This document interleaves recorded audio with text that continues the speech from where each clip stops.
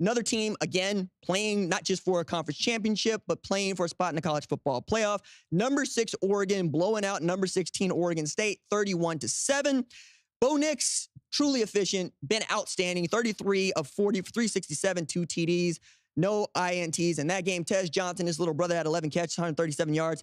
Troy Franklin, 9 catches, 128 yards, and a TD. What I'm saying here is Bo Nix might actually backdoor into the Heisman. I say backdoor because it feels like if Carson Beck is great against Alabama, it's going to be tough, right? It feels like if Michael Penix Jr. is great against Oregon, it's going to be tough. But when you look at what Bo Nix has done, particularly in the last 6 games, it's hard to ignore the efficiency with which he is operating, the way in which that offense is moving apace, the way that Will Stein is calling it.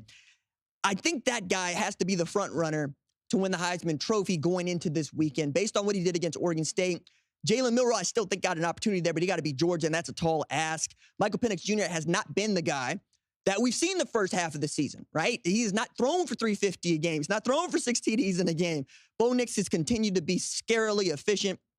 My one thing about Oregon is they haven't played a top 10, top 25 scoring defense all year. They're not going to play one against Washington. That's the team that absolutely gives you the points on the back end. But that might not be what you're looking at if you're a Heisman voter. You might just be looking at that guy playing quarterback and just how surgical he has been with the football, how great they have been running the football. And if he's throwing the ball to Troy Franklin's usually coming down with it, which reminds me that we got, I think, 3 guys that are legitimate candidates to win the Biletnikoff Award, one being Marvin Harrison Jr., another being Rome Odunze, and Troy Franklin himself. It's going to be difficult to see who wins up on the first team All-American. I know that Marvin Harrison Jr. was unanimous All-American in 2022, but both Troy Franklin and Rome Odunze have been playing like first-team All-Americans, and I want to see one of those guys take ownership of that in the Pac-12 title game. It ought to be a lot of fun to watch, and I'm certainly looking forward to it. And for Oregon State, where do you go from here? Following the end of the game, we learned that Jonathan Smith is going to become the new head coach at Michigan State. We'll talk about that a little bit more on our Sunday rankings reaction show. But I wonder how his players found out, when his players found out. Did that affect them in that game that was in Austin, was in Eugene, where it is loud, it is tough to win. It's a game that, frankly, Oregon State won last year, and we were not wrong to think that they could win it against Oregon this year, but Oregon was too big, too fast on both sides of the ball.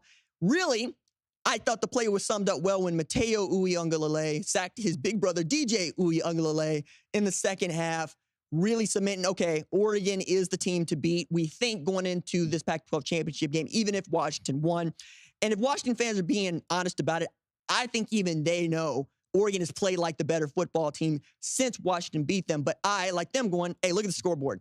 Our guys found a way to win, and that is what Washington has done each and every step of the way. They have found a way to win. Now, where do you go if you are Oregon State? Who's going to be the next head coach there? These are all questions that we're asking. We're going to get answers very soon.